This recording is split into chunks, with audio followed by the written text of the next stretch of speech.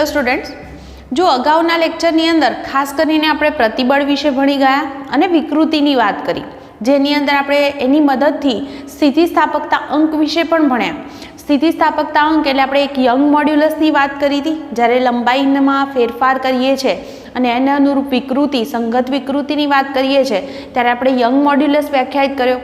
સ્થિતિસ્થાપકતા અંક એટલે કોનો ગુણોત્તર છે? તો આપણે બધા જ જાણીએ છીએ કે જેમ હું એમ કહું પ્રતિબળ ભાગ્યા વિકૃતિ, આ જે ગુણોત્તર છે એને આપણે સ્થિતિસ્થાપકતા અંક તરીકે ઓળખીએ છીએ।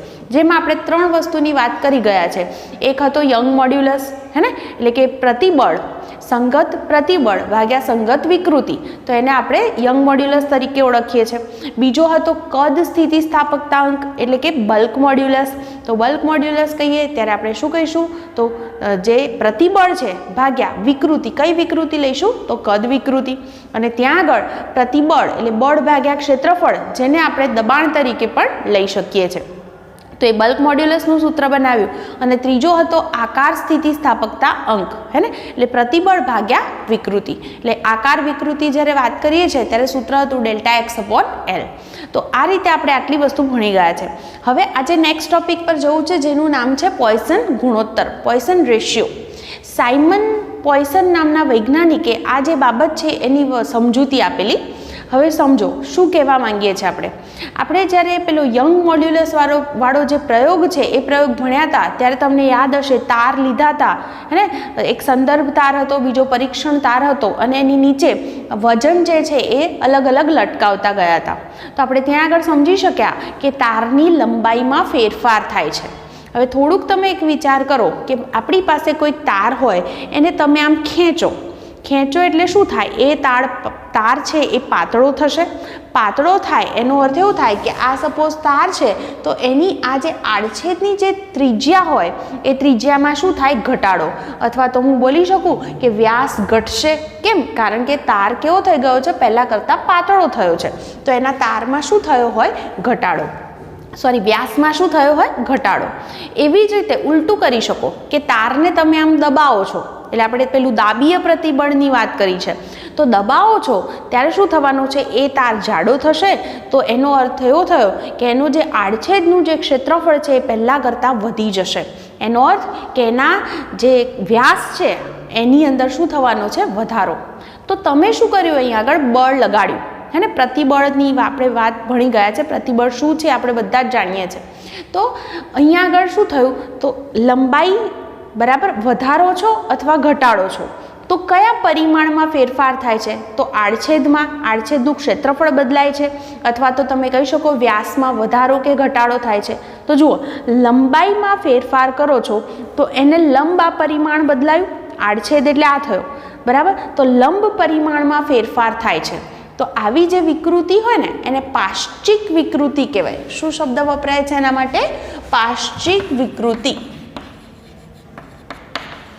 એટલે પાશ્ચિક વિકૃતિ એટલે હવે તમે સમજી ગયા હશો કે શેના વિશે હું વાત કરું છું। ફરીથી કહું કે લંબ પરિમાણ, કોને લંબ પરિમાણ? તો તમે જે પ્રતિબળ લગાડો છો એ પ્રતિબળ એટલે લંબાઈમાં વધારો કરવા કે ઘટાડો કરવા તમે લગાડો છો, બરાબર? તો એને લંબ જે આ પરિમાણ છે, લંબ પરિમાણ ધેટ મીન્સ કે અહીંયા આગળ કઈ રાશિ બદલાય છે?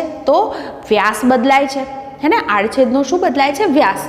તો એની અંદર વિકૃતિ જોવા મળે છે। તો આ લંબ જે વિકૃતિ ઉત્પન્ન થઈ એને આપણે શું કહીએ છીએ? પાશ્ચિક વિકૃતિ। અને આ જે વિકૃતિ છે પાશ્ચિક વિકૃતિ અને બીજી હતી સંગત વિકૃતિ, તો આ બંનેનો જે ગુણોત્તર છે એ ગુણોત્તરને આપણે પોઇસન ગુણોત્તર તરીકે ઓળખીએ છીએ। એટલે પોઇસન ગુણોત્તર કઈ રીતે વ્યાખ્યાયિત કર્યો? તો એ બે વિકૃતિનો ગુણોત્તર છે।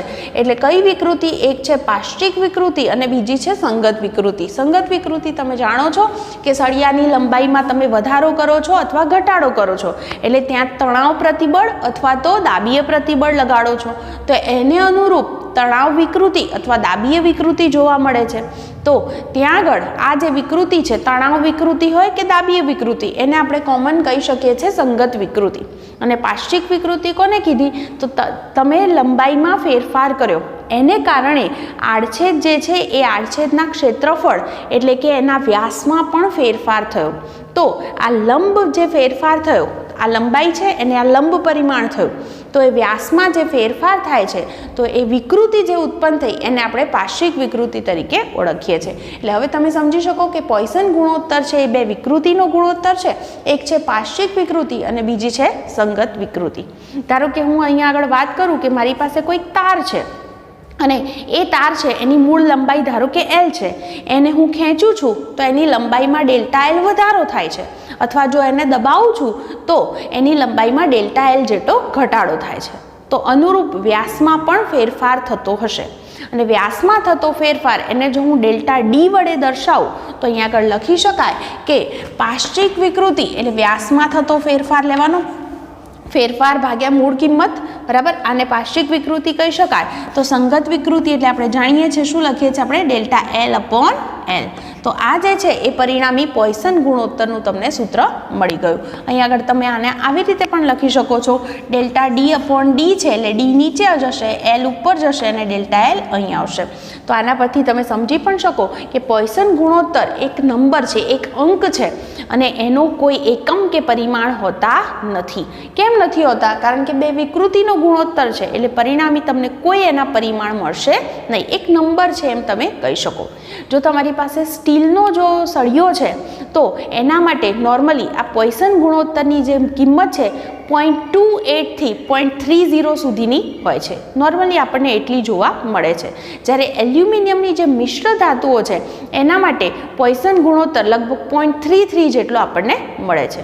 તો આ હતું પોઇસન ગુણોત્તર વિશેની વાત. બહુ સિમ્પલ જ વાત, માત્ર આટલી જ બાબત કે તમે યંગ મોડ્યુલસના પ્રયોગમાં જોયું કે તારની નીચે તમે વજન લટકાવો છો, બોજ લટકાવો છો, લંબાઈમાં ફેરફાર થાય છે, સાથે સાથે તાર જે છે એની આડછેદની ત્રિજ્યા એટલે કે એના પરિણામે આડછેદનો વ્યાસમાં પણ ફેરફાર થાય છે. તો અહીંયા આગળ તમે બે વસ્તુ કરી શકો છો, લંબાઈ વધારી પણ શકો અને ઘટાડી પણ શકો. બંને કિસ્સામાં આડછેદનો જે વ્યાસ છે, તારનો જે વ્યાસ છે એ બદલાશે. તો એમાં જે વિકૃતિ ઉત્પન્ન થઈ એને આપણે પાર્શ્વિક વિકૃતિ કીધી અને આ પાર્શ્વિક વિકૃતિ અને સંગત વિકૃતિના ગુણોત્તરને પોઇસન ગુણોત્તર તરીકે વ્યાખ્યાયિત કરવામાં આવે છે, બરાબર. તો એનું સૂત્ર તો સિમ્પલ તારવણી છે, આટલું આપણે ઇઝીલી સમજી શકીએ. તો આ હતી વાત પોઇસન ગુણોત્તર વિશે. નેક્સ્ટ ટોપિક પર હવે હું જઈશ કે જુઓ, આપણે જે તાર છે એ તારની લંબાઈમાં ધારો કે વધારો કર્યો તો એને કારણે તમે અહીંયા આગળ બળ તો લગાડ્યું છે, તો એને કારણે તારમાં કંઈક ઉર્જાનો સંગ્રહ થશે જેને એની સ્થિતિસ્થાપકીય સ્થિતિ ઉર્જા તરીકે ઓળખી શકીએ. તો હવે નેક્સ્ટ ટોપિક પર આપણે આ જોવું છે કે આવો જે તાર છે એમાં સંગ્રહ પામતી સ્થિતિસ્થાપકીય સ્થિતિ ઉર્જાનું મારે સૂત્ર સાબિત કરવું છે. તો હવે મારો જે ટોપિક છે એ આ રીતે લખીશું એને કે તાર છે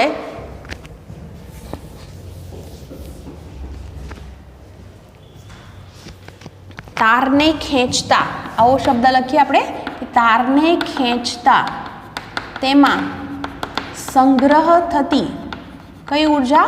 સ્થિતિસ્થાપકીય સ્થિતિ ઉર્જા. એનું આપણે સૂત્ર સાબિત કરવા માંગીએ છીએ. હવે તમને આ શબ્દ સ્થિતિસ્થાપકીય સ્થિતિ ઉર્જા જોયું એટલે તમને યાદ આવ્યું હશે, આપણે ચેપ્ટર 6 અંદર પેલું સ્પ્રિંગ વાળું ભણ્યા હતા કે સ્પ્રિંગ છે એના છેડે એક બ્લોક લગાવ્યો હતો, એને આપણે ખેંચીએ છીએ એટલે એનું મૂળ સ્થાન x=0 પાસે હતું, ત્યાંથી તમે x=x પાસે પણ લઈ જઈ શકો અથવા તો આ બાજુ દબાવો તો પણ ફેરફાર કરી શકાય. પરિણામે એમાં સ્થિતિ ઉર્જાનો સંગ્રહ થાય છે.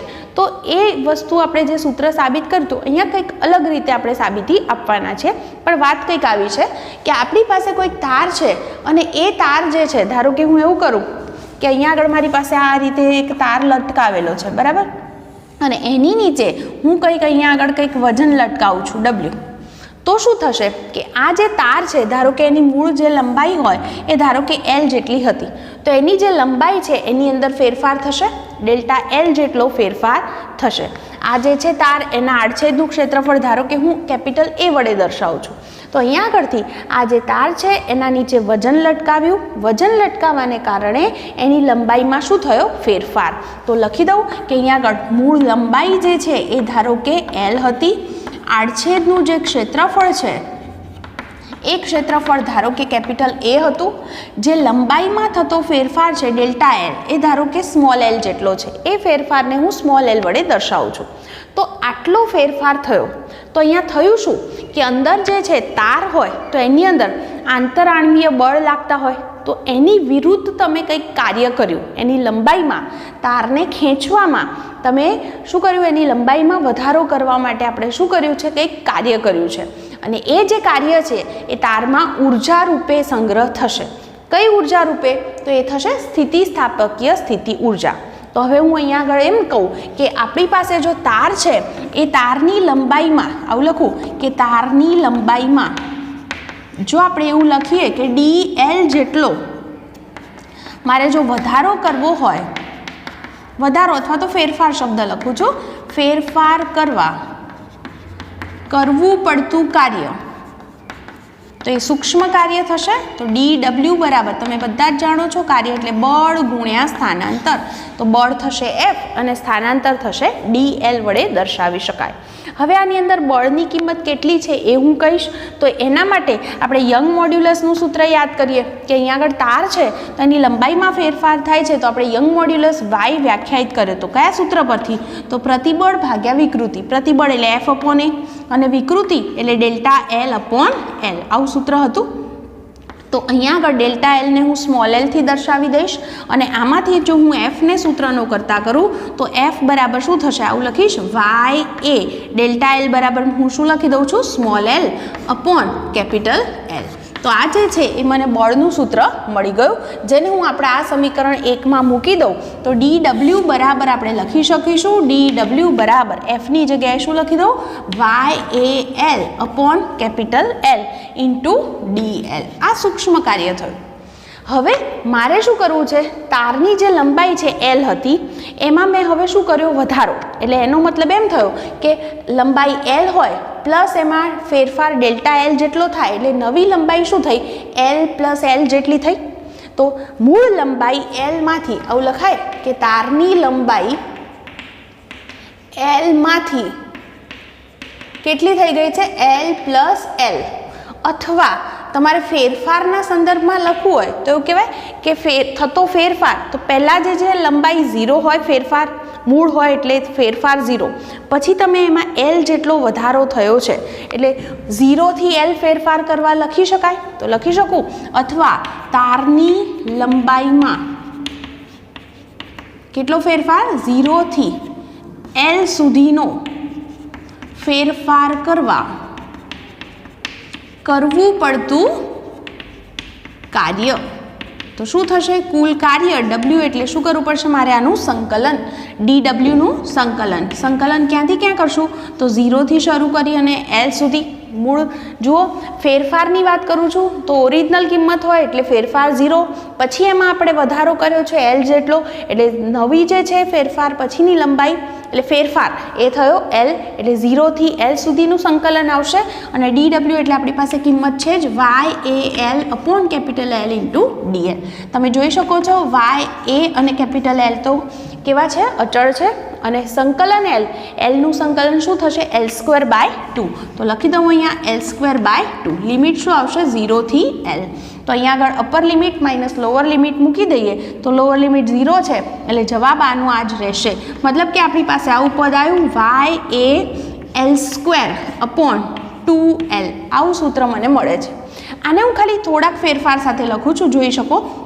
અહીંયા આગળ 1/2 લખીશ, પછી y છે, પછી a છે, આ L² છે, સ્મોલ L². તો હું અહીંયા આગળ એક કામ કરું, આને કેપિટલ L વડે ગુણી અને ભાગી દઉં તો છેદમાં શું થાય, કેપિટલ L² થાય. તો આને હું small L upon capital L હોલ² લખી શકું. અને હજી એક વધશે શું, અહીંયા આગળ કેપિટલ L વધશે. તો જુઓ અહીંયા જો હું આ ક્ષેત્રફળવાળું પદ છે એને અહીંયા આગળ લખું તો જુઓ અહીંયા આગળ મને ટોટલ આ પદ મળ્યા શું છે 1/2. અહીંયા આ શું છે, યંગ મોડ્યુલસ. તો લખું સૂત્ર મને શું મળે છે, 1/2 ગુણ્યા યંગ મોડ્યુલસ ગુણ્યા આ પદ શું છે, તો જુઓ ને ફેરફાર ભાગ્યા મૂળ લંબાઈ એટલે વિકૃતિ થઈ હે ને. તો સંગત વિકૃતિનો વર્ગ છે તો લખી શકાય અહીંયા આગળ કે આ પદ શું બતાવે છે, વિકૃતિનો વર્ગ ગુણ્યા ક્ષેત્રફળ ગુણ્યા લંબાઈ એટલે એ શું બતાવશે, તારનું કદ. એટલે કે અહીંયા આગળ કહી શકો કે કરવું પડતું કાર્ય જે ઉર્જા રૂપે સંગ્રહ થયું છે તો એ સ્થિતિસ્થાપકીય સ્થિતિ ઉર્જા કેટલી હશે? તો 1/2 ગુણ્યા યંગ મોડ્યુલસ ગુણ્યા વિકૃતિનો વર્ગ ગુણ્યા તારનું કદ. આ રીતે પણ આપણે એને લખી શકીએ. અથવા બીજું કંઈક લખવું હોય તો આવું પણ લખાય. જુઓ, તમે બધા જાણો છો યંગ મોડ્યુલસ એટલે પ્રતિબળ ભાગ્યા વિકૃતિ. તો એક એક વિકૃતિ અને આ વિકૃતિ કેન્સલ થાય તો શું વધે? અહીંયા આગળ પ્રતિબળ વધે ભાગ્યા વિકૃતિ હતા તો એ વિકૃતિને અહીંયા સ્ક્વેર હતો એટલે એક એક વિકૃતિવાળું પદ કેન્સલ થઈ જાય એટલે ગુણ્યા વિકૃતિ ગુણ્યા તારનું કદ આટલું પદ આપણને મળશે. તો આ થયું કાર્ય, બરાબર. જો હું એમ કહું કે એકમ કદ દીઠ એમાં કેટલી ઉર્જા સંગ્રહ થઈ હશે એ મારે ગણવી હોય તો એકમ કદ દીઠ સંગ્રહ થતી ઉર્જા તો એને આપણે ઉર્જા ઘનતા વડે પણ દર્શાવી શકીએ. તો આવું સૂત્ર લખી શકાય કે ઉર્જા ઘનતા, અથવા તો વાક્યમાં લખું તો એકમ કદ દીઠ ઉર્જા સંગ્રહ થતી ઉર્જા જેને હું સ્મોલ યુથી દર્શાવું તો એવું કહી શકાય કે આને કોના વડે ભાગવા પડશે? કદ વડે. કુલ કાર્ય ભાગ્યા કુલ કદ તો મને એકમ કદમાં કેટલી ઉર્જા સંગ્રહ થાય છે એ મળી શકે. તો જો આને આપણે કુલ કદથી ભાગી દઈએ તો વધશે શું? 1/2 ઇન્ટુ પ્રતિબળ ગુણ્યા વિકૃતિ. પ્રતિબળ એટલે સિગ્મા અને વિકૃતિ છે એને આપણે આ રીતે એપ્સાયલોનથી દર્શાવીએ છીએ. તો આ આપણને એકમ કદ દીઠ સંગ્રહ થતી ઉર્જાનું સૂત્ર મળ્યું. તો થિયરી સિમ્પલ છે, સાવ સિમ્પલ રીતે આપણે એને સમજી શકીએ છીએ. આટલી વાત કીધી આપણે કે આપણી પાસે તાર હોય અને એ તારની નીચે આપણે વજન લટકાવીએ છીએ તો તારની લંબાઈમાં શું થાય છે? વધારો થાય છે. એ વધારો જે થયો એટલે કે તારની અંદર જેનું અંદર આંતરઅણુ બળ લાગતું હશે એની વિરુદ્ધ આપણે શું કરવું પડ્યું? લંબાઈમાં વધારો કરવા કાર્ય કરવું પડ્યું. જે કાર્ય કરો છો એ એમાં ઉર્જા રૂપે સંગ્રહ થાય છે. એ ઉર્જાને કઈ ઉર્જા કીધી આપણે? સ્થિતિસ્થાપકીય સ્થિતિ ઉર્જા. એટલે મૂળ લંબાઈ L હતી, એનું આડછેદનું ક્ષેત્રફળ A હતું, યંગ મોડ્યુલસ Y જેટલો હતો. એની નીચે તમે વજન લટકાવ્યું અને એની લંબાઈમાં ધારો કે થતો ફેરફાર ડેલ્ટા L મેં સ્મોલ l કીધો છે. તો એવું કહેવાય કે લંબાઈમાં dl જેટલો ફેરફાર કરવો હોય તો કેટલું કાર્ય કરવું પડે? સૂક્ષ્મ કાર્ય એટલે બળ ગુણ્યા સ્થાનાંતર. બળનું સૂત્ર ક્યાંથી લાવ્યા? તો યંગ મોડ્યુલસના સૂત્ર પરથી. આપણે F ને સૂત્રનો કરતા કરી અને અહીંયા મૂક્યો છે. હવે આપણે તારની લંબાઈ L હતી, નવી લંબાઈ શું થશે? L પ્લસ સ્મોલ l નવી લંબાઈ થઈ. પણ ફેરફારના સંદર્ભમાં કેવું હોય તો પહેલાં મૂળ કિંમત 0 હતી અને એમાં L જેટલો વધારો થયો છે. એટલે કે ફેરફારના સંદર્ભમાં લખીએ તો લંબાઈ 0 થી L સુધી કરવા કેટલું કાર્ય કરવું પડે? તો એનું આપણે સંકલન લઈ લીધું એટલે આપણને જવાબ મળી ગયો. એને આપણે અલગ અલગ રીતે પણ લખી શકીએ છીએ. અહીંયા અમે કેપિટલ L વડે ગુણી અને ભાગી દીધા એટલે આ પદ છે એ મને વિકૃતિનો વર્ગ બતાવે છે. તો આ પદ જે છે એ તારનું કદ દર્શાવે છે. આટલી બાબતો ઇઝીલી સમજી શકાય. અને પછી એકમ કદ દીઠ સંગ્રહ થતી ઉર્જા ગણવા માટે આપણે એને કદ વડે ભાગી દીધા. તો એકમ કદ દીઠ સંગ્રહ થતી ઉર્જાનું સૂત્ર પણ આપણે આ રીતે મેળવી શકીએ. તો તમને આ બધી બાબત જે છે એ સમજાઈ હશે. હવે થોડીક જે છે એ બીજી અલગ બાબતો વિશે થોડીક આપણે ચર્ચા કરીશું. અને એ છે કે આપણી પાસે આવા ઘન પદાર્થો હોય છે તો એની અંદર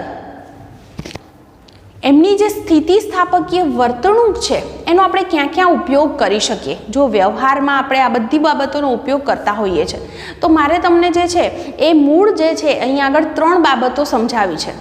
ફરીથી બોલું કે આપણે જાણીએ છીએ કે દ્રવ્યો છે એ સ્થિતિસ્થાપક છે. જે દ્રવ્યો સ્થિતિસ્થાપક છે તો એમના આ ગુણધર્મનો આપણે ક્યાંક ઉપયોગ કરવો છે વ્યવહારમાં. તો આપણે જે છે એ અલગ અલગ ઉદાહરણ લઈશું અને એની મદદથી આપણે સમજવાના છીએ કે ક્યાં ક્યાં આવી જે બાબતો છે એનો આપણે ઉપયોગ કરી શકીએ. એક સિમ્પલ વસ્તુ સમજો કે આપણે જ્યારે સ્ટ્રક્ચરલ એન્જિનિયરિંગની વાતો કરીએ છીએ, બ્રિજ બનતા હોય છે, આપણા મકાન બનતા હોય છે તો એની અંદર પેલા પિલર હોય, થાંભલા હોય ને, તો આ બધાની અંદર કંઈક બાબતોને ધ્યાનમાં લઈ અને બધી વસ્તુ બનાવવામાં આવે છે. આપણે આગળ પણ વાત કરી હતી કે રેલવેના જે ટ્રેક હોય છે એ આઈ જેવા આકારના રાખવામાં આવે છે.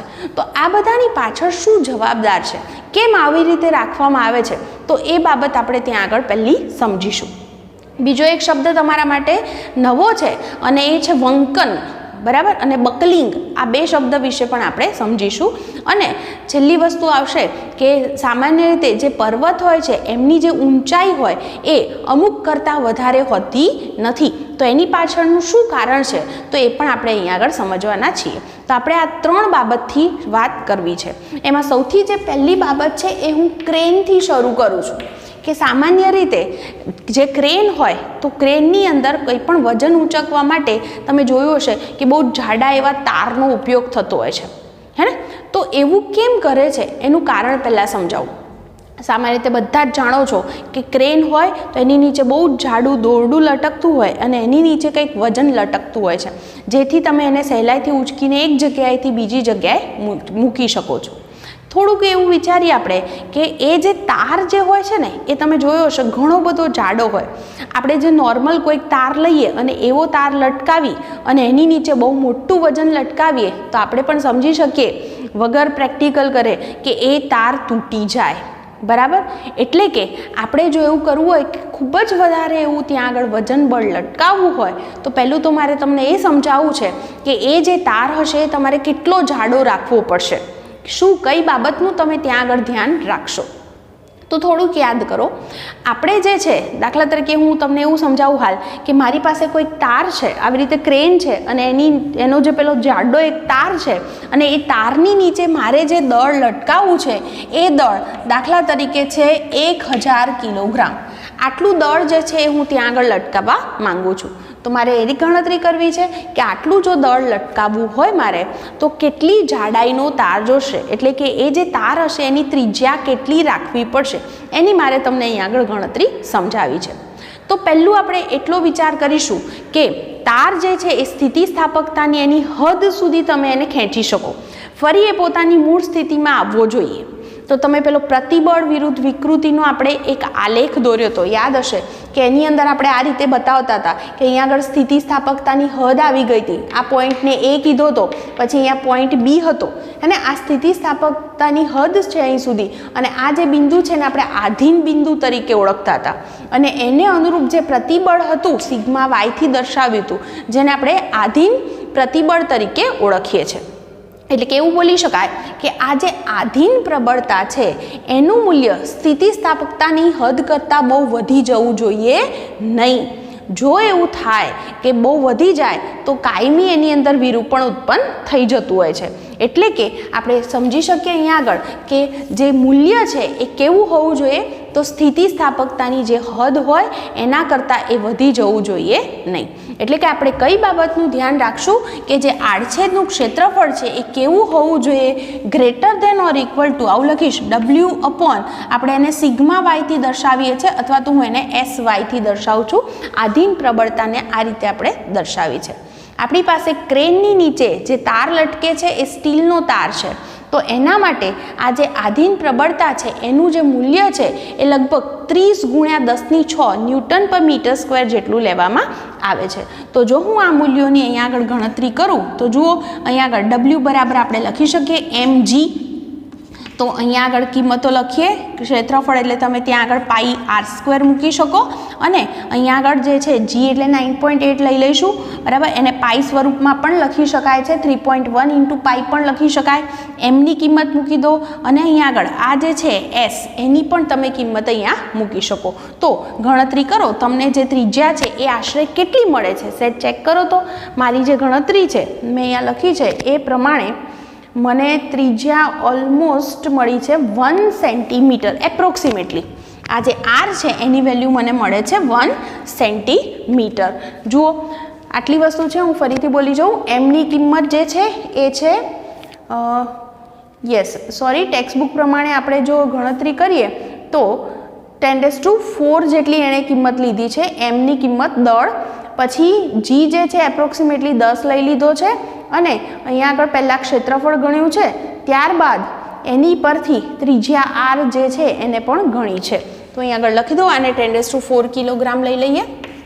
બરાબર, અને ત્રિજ્યા છે એ 1 સેન્ટીમીટર લીધી છે. તો સામાન્ય રીતે જે છે એ આડછેદનું જે ક્ષેત્રફળ હોય એ એટલે કે ત્રિજ્યા લગભગ આના કરતાં પણ વધારે રાખવામાં આવે છે, એટલે 3 ગણી, એટલે એપ્રોક્સિમેટલી 3 સેન્ટીમીટરની ત્રિજ્યા 3 સેન્ટીમીટર. એટલે તમે વિચારી શકો છો કે એ જે તાર છે એ કેટલો બધો જાડો થશે, એક મોટો સળિયો જેવું થઈ જશે, બહુ જ જાડો. એટલા માટે આપણે સહેલાઈથી એની અંદર આવી રીતે વજન લટકાવી શકીએ અને સહેલાઈથી આવો તાર બનાવી શકીએ એ માટે સામાન્ય રીતે શું કરવામાં આવે, તો આવા જે તાર હોય ને એને આમ વીંટાળી દેવામાં આવે, આમ ક્રોસમાં, અને એની મદદથી આવું જાડું દોરડા જેવું બનાવવામાં આવે છે, જેથી કરી અને સહેલાઈથી તમે જે છે એ આવું દળ ત્યાં ઉચકી શકો છો. ઓકે, તો ક્રેનની અંદર આપણને આ રીતે બધી બાબત જોવા મળશે. અહીંયા આગળ જે છે તમે એક વખતે તમારી ટેક્સ્ટ બુકમાંથી કન્ફર્મ કરી લેજો. વસ્તુ આની આ જ છે, આપણે દળ કેટલું લીધું છે ત્યાં આગળ અને એના પરથી આર શું મળે છે એ તમારે માત્ર ગણવાનો છે. તમે અલગ લીધું હોય તો જવાબમાં થોડોક ફરક પડે, બરાબર, પણ મૂળ બાબત જે સમજવાની હતી એ આપણે આ સમજવાની હતી કે ક્રેન જેવા જે સાધનો છે એની નીચે જ્યારે આપણે આવી રીતે સ્ટીલનો તાર લટકાવીએ છીએ તો કઈ બાબતનું ધ્યાન રાખવું પડશે કે એ જે તાર છે એક તો તૂટી ન જવો જોઈએ, હે ને, એટલો મજબૂત તો લેવો જ પડશે. એટલે કે તાર જે છે એમાં જે પેલી આધીન પ્રતિબળ છે, આધીન પ્રબળતા છે, એનું મૂલ્ય કેવું હોવું જોઈએ, કોના કરતાં વધી જવું ન જોઈએ, સ્થિતિસ્થાપકતાની હદ કરતાં વધવું જોઈએ નહીં. એટલે કે આડછેદનું ક્ષેત્રફળ કેવું રાખવું પડશે, greater than or equal to W/SY. જે એના પરથી આપણે કેટલો જાડો તાર રાખવો એનો આડછેદની ત્રિજ્યા નક્કી કરી શકીએ. તો આપણને એપ્રોક્સિમેટલી 1 સેન્ટીમીટર મળી, પણ સેફટી માટે આપણે એના કરતાં વધારે જાડો તાર પસંદ કરીએ તો લગભગ ઘણો વધારે 3 ગણો પસંદ કરીએ તો 3 સેન્ટીમીટર ત્રિજ્યા, એટલે એનો જે વ્યાસ છે એ 6 સેન્ટીમીટરનો વ્યાસ થશે એવું આપણે તાર પસંદ કરવું પડશે. એટલે આપણને સરળતા ખાતર આપણે શું કર્યું છે, તો આવા બધા જે તાર હોય એને આપણે આમ વીંટાળી અને એક દોરડા જેવું બનાવી અને પછી એનો ઉપયોગ કરીએ છીએ. તો આ વાત જે હતી એ આપણે વાત કરી ક્રેન વિશે. ઓકે, હવે નેક્સ્ટ જે બીજી જે બાબત મારે સમજાવી છે અને એ છે વંકન. એક શબ્દ સમજાવો છે વંકન અને બીજો એક શબ્દ લખીશ બકલિંગ. આ શું છે એ સમજાવો. જુઓ, આપણે સામાન્ય રીતે પુલનું ઉદાહરણ લઈએ કે તમે જોયું હશે, પુલ જે છે એની રચના પણ તમે જોઈ હશે કે મોટા સિમેન્ટના આખા મોટા પુલ બનાવતા હોય છે તો નીચે પેલા આધાર જાડા જાડા થાંભલા મૂક્યા હોય છે, જેથી કરી અને જે પુલ હોય તો એના પર જે વાહનો જતા હોય તો એનું વજન બળ, પછી જેનાથી એ બનેલું છે તો એનું પોતાનું વજન બળ, આ બધું એ સહન કરી શકે અને એ તૂટી જાય નહીં. ઘણી બધી વાર આપણે જોયું હોય કે ઘણા પુલ એમ તૂટી ગયા, આવું પણ આપણે સાંભળીએ છીએ. તો ત્યાં આગળ એની ડિઝાઇનિંગમાં કંઈક ખામી છે એવું આપણે કહી શકીએ. તો જ્યારે પુલની ડિઝાઇન કરતા હોય અથવા મકાન બનાવતા હોય તો એની ડિઝાઇનમાં પણ આપણે જે બધા થાંભલાનો એ બધો જે ઉપયોગ કરીએ છીએ તો ત્યાં આગળ પણ ઘણી બધી બાબતોને ધ્યાનમાં રાખવી બહુ જરૂરી છે. જુઓ, દાખલા તરીકે મારી પાસે કોઈક આ પ્રમાણેનું, ધારો કે પુલ આપણે બનાવતા હોય તો એની અંદર આ પ્રમાણેનું કંઈક પાટિયું છે. હવે જો આની ઉપર વજન આવે તો શું થાય, એ વજન બળને કારણે અહીંયા હું એમ કહું કે વજન કંઈક લાગ્યું W જેટલું, તો આ શું થાય, આ જે ભાગ છે એ વળી જશે, વળશે એટલે કંઈક તમને આવું જોવા મળશે. જુઓ, આ પ્રમાણે વળી જાય, બંને જે છેડા છે એને હું વાળી દઉં તો કંઈક આવું જોવા મળશે. આ પ્રમાણેની કંઈક સ્થિતિ થશે. એટલે આ જે છે એ એની મૂળ લંબાઈ L.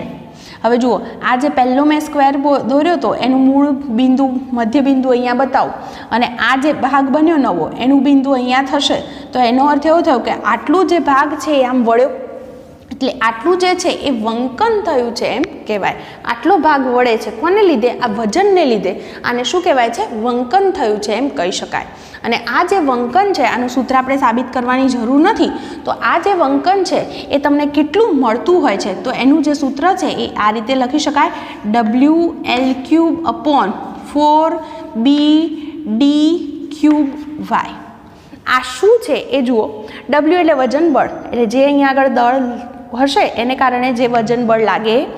L એટલે આ જે તમે લીધો છે ભાગ, બરાબર, આ જે પાટિયું કહું તો એની લંબાઈ થશે.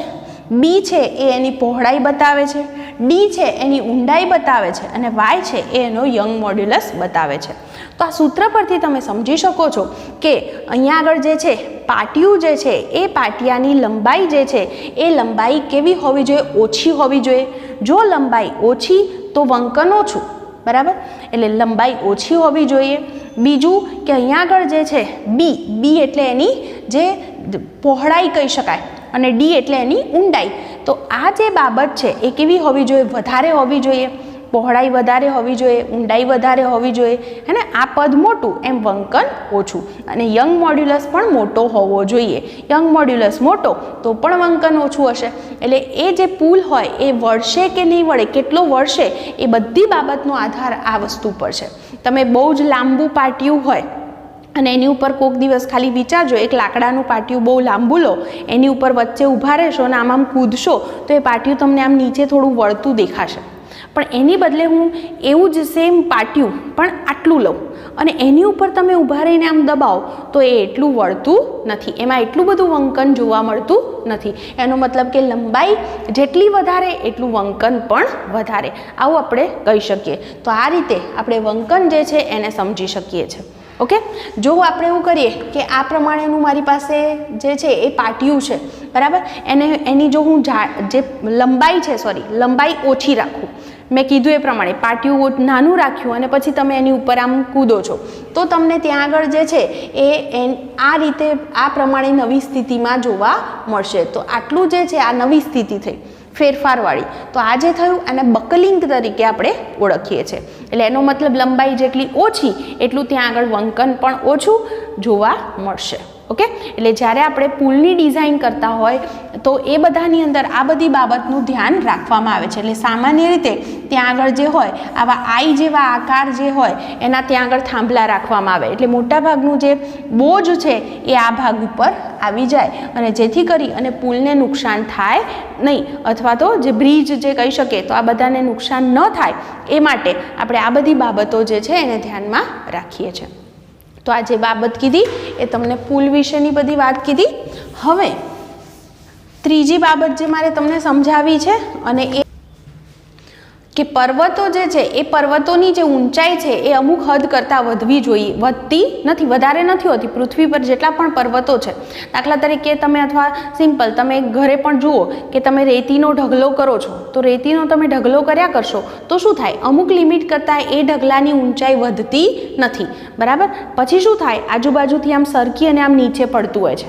તો એ બધાની પાછળનું કારણ શું? તો જુઓ, આવી રીતે આપણે પર્વતની વાત કરીએ તો આ રીતે પર્વતો હોય તો તમે વિચારો કે અહીંયા આગળ જે છે આ જે સપાટી થઈ તો સપાટી પર એક સરખું વજન બળ નથી લાગતું. તમે જુઓ અહીંયા આગળ જે વજન બળ આ પોઈન્ટ પર લાગશે તો આટલા ભાગને લીધે લાગશે, આ પોઈન્ટ પર લાગશે તો આટલા ભાગને લીધે લાગશે, અહીંયા આગળ લાગશે તો આટલા ભાગને લીધે લાગશે. એટલે દરેક બિંદુએ જે વજન બળ છે એ કેવું લાગવાનું છે? અલગ અલગ લાગવાનું છે. એટલે અહીંયા આગળ એવું કહી શકીએ કે આ જે ભાગ છે આકાર પ્રતિબળ જે છે એનો સામનો ત્યાં આગળ કરે છે. અહીંયા આગળ જે છે આ જે આજુબાજુના જે ભાગ કહી શકાય ત્યાં આગળ સ્પર્શીય પ્રતિબળ લાગે છે એમ કહી શકાય. અને આવી સ્થિતિમાં જો આ પર્વતની ઊંચાઈ h જેટલી હોય તો અહીંયા આગળ એકમ ક્ષેત્રફળ દીઠ લાગતું જે બળ છે જેને આપણે પ્રતિબળ એટલે કે એકમ ક્ષેત્રફળ દીઠ લાગતું બળ એટલે F અપોન A એટલે દબાણ થયું, એટલે હું એને h rho g જેટલું લઈ શકું. તો અહીંયા આગળ એ જે પદ છે h rho g જેટલું છે એનું જે મૂલ્ય છે એ સ્થિતિસ્થાપકતાની હદ કરતાં વધવું જોઈએ નહીં. એટલે સ્થિતિસ્થાપકતાની જેટલી હદ છે એટલું h rho g હોઈ શકે. હવે સ્થિતિસ્થાપકતાની જે હદ છે એ સામાન્ય રીતે જે ખડકો છે એ ખડકો માટે 30 × 10⁶ જેટલી લેવામાં આવે છે. તો જો હું એચની કિંમત ગણું તો છેદમાં રો અને જી જશે. તમે એક કામ કરી શકો, જે રો છે એ રોની જે કિંમત છે એ તમે લઈ શકો 3 × 10⁻³ અને જીની કિંમત તમે લેશો 10. તો જુઓ 10⁻³ અહીંથી કેન્સલ કરી દો, 0 0 ને 3 3 કેન્સલ કરો, તમારો જવાબ આવ્યો 10⁻³ મીટર. એટલે કે 1000 મીટર. 1000 મીટર એટલે તમે કહી શકો અહીંયા આગળ અહીંયા 10⁻⁷ છે એટલે કે તમારો જે જવાબ છે 10⁴ મીટર જેટલો મળશે. 10⁴ મીટર દેટ મીન્સ 10 કિલોમીટર. એટલે કે અહીંયા આગળ આ એક જોઈ લેજો, સ્થિતિસ્થાપકતાની જે હદ છે એ કેટલી છે 30 × 10⁷. તો એના પરથી h જે છે એ તમને 10 કિલોમીટર જેટલો મળે છે. તો આટલી જે ઊંચાઈ છે મેક્સિમમ પર્વતની હોઈ શકે. આટલી ઊંચાઈ માઉન્ટ એવરેસ્ટની પણ નથી, બરાબર. એના કરતાં પણ આ મોટો જવાબ મળે છે. એટલે પર્વતની ઊંચાઈ અમુક કરતાં વધુ નથી, એની પાછળનું કારણ જે છે તમે આ રીતે સમજી શકો. તો જુઓ, અહીં સુધી આપણે જે ચેપ્ટર ભણ્યા છે તો બધી થિયરી જે છે અહીં સુધીની પૂરી કરી આપણે. નેક્સ્ટ લેક્ચરની અંદર હું ઉદાહરણના દાખલા કરાવીશ અને પછી આપણે સ્વાધ્યાયના દાખલા તરફ જઈશું. બહુ જ નાનકડું ચેપ્ટર છે, સિમ્પલ છે, થોડીક લોજિકલી થોડી બાબતો છે એ સમજી લેશો તો બહુ સહેલાઈથી ચેપ્ટર તમારું તૈયાર થઈ જશે.